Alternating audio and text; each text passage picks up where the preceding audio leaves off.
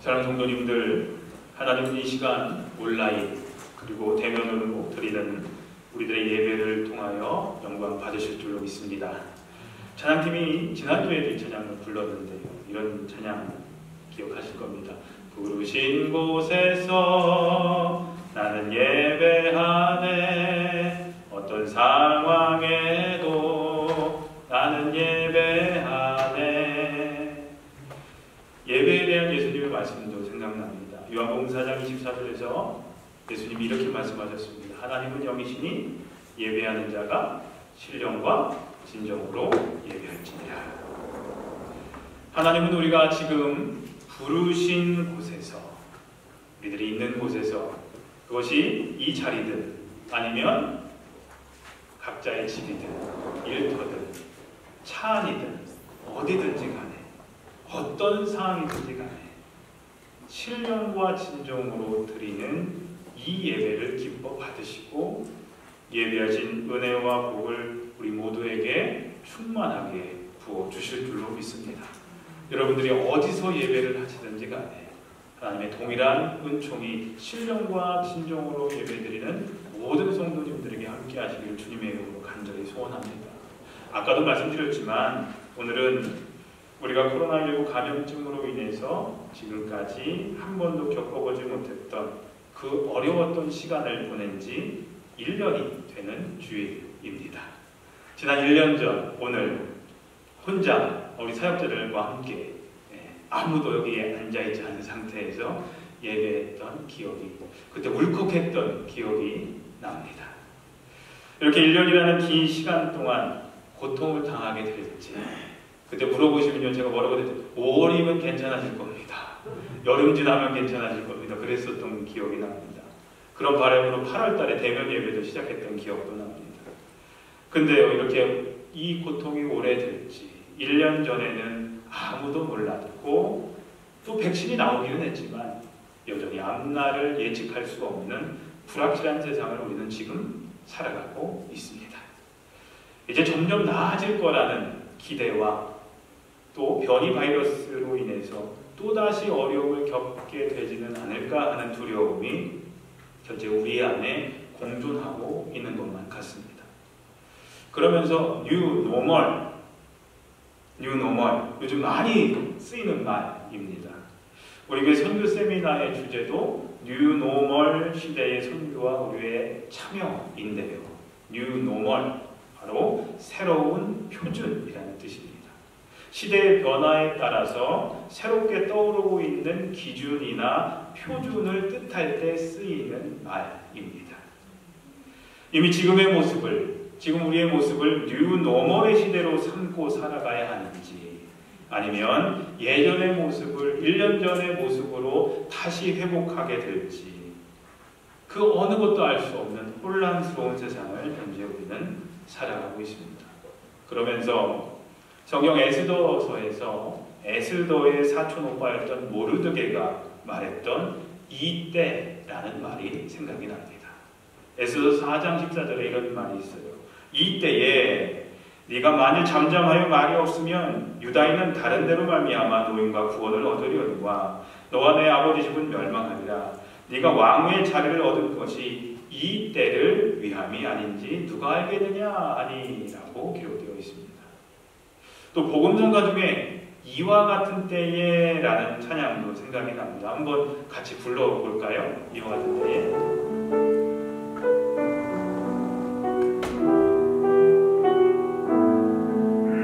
이와 같은 때가 무슨 때인지를 한번 생각해 보세요. 이와 같은 때에 난 노래하네, 사랑을 노래하네, 주님께. 이와 같은 때에 손 높이 드네, 손 높이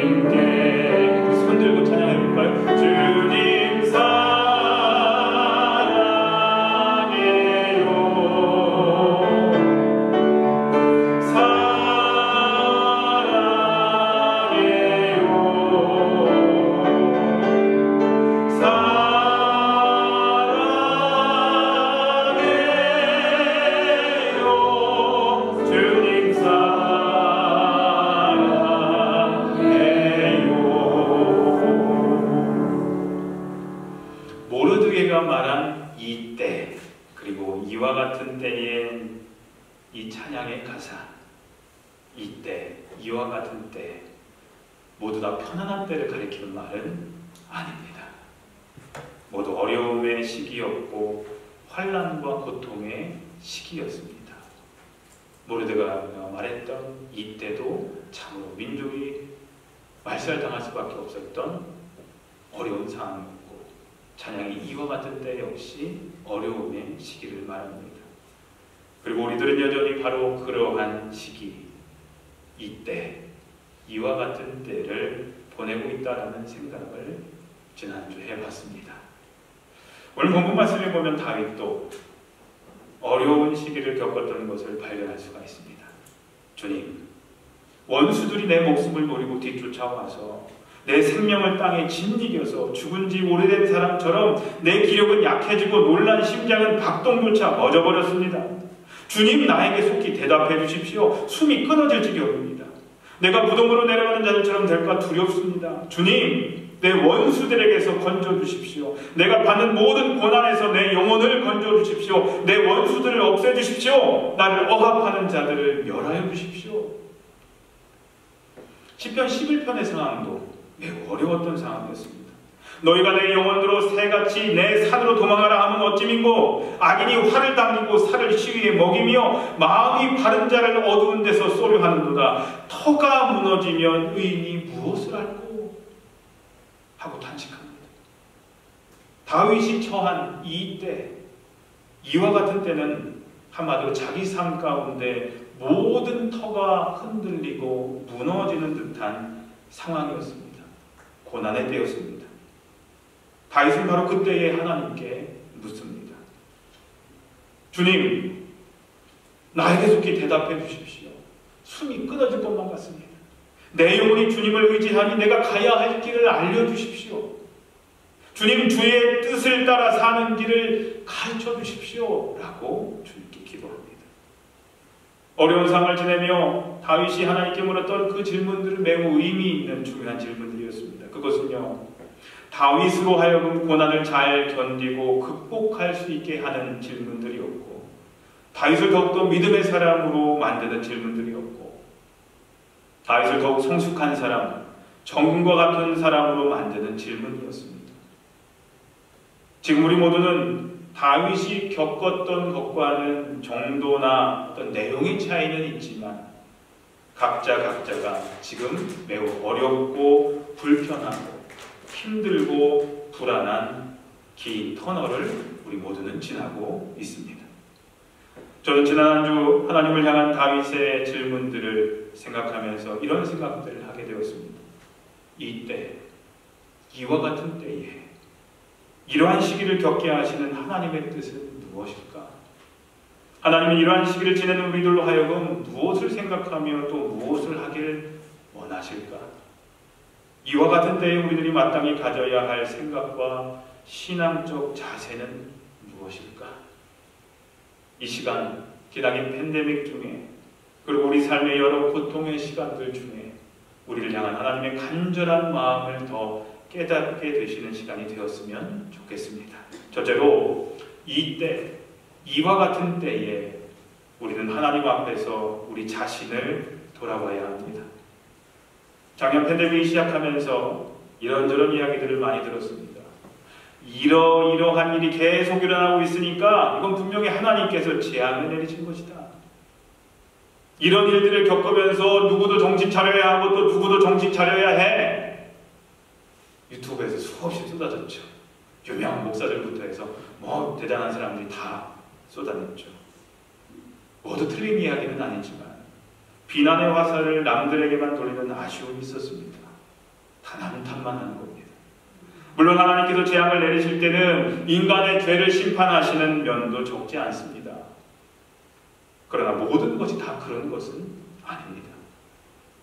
예를 들어서 하나님께서 욥에게 재난을 내리실 때는 욥의 잘못을 심판하시기 위함이 아니었음을 우리는 잘 알고 있죠. 하나님께서 인간에게 재난과 어려움을 주시는 이유는 우리가 알지 못하는 여러 가지 이유들이 있다는 것입니다. 그런데도 자기가 하나님이 된 듯이 이건 이래서 이렇게 됐다라고 라고 단언해서 말하는 사람들이 얼마나 많았는지 모릅니다.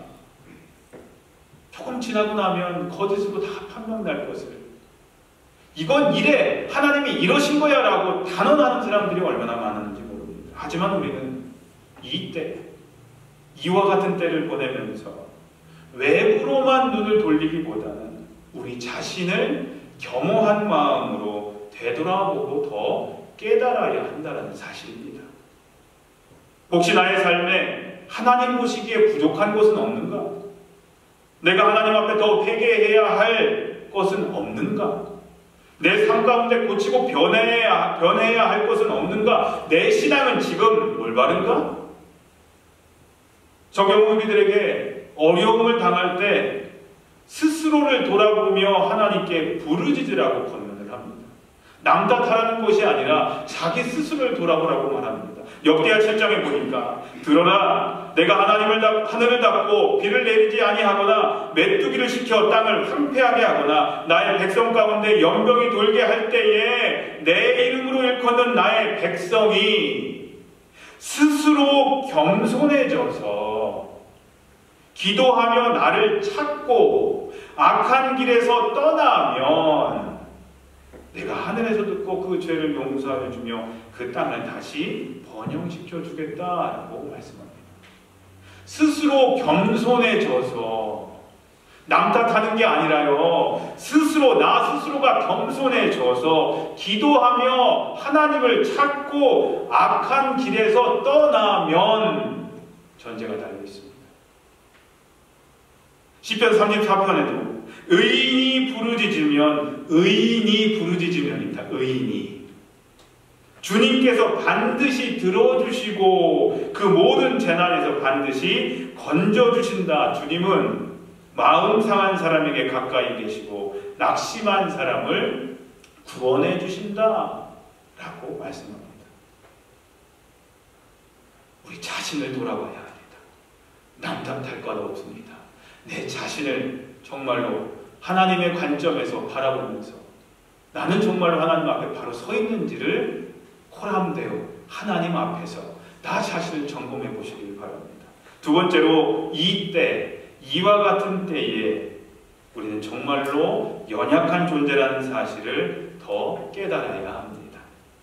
성경은 인간의 연약함을 이렇게 말합니다. 이사야서 40장에 보니까 모든 육체는 풀이요 그의 모든 아름다움은 들의 꽃과 같을 뿐이다.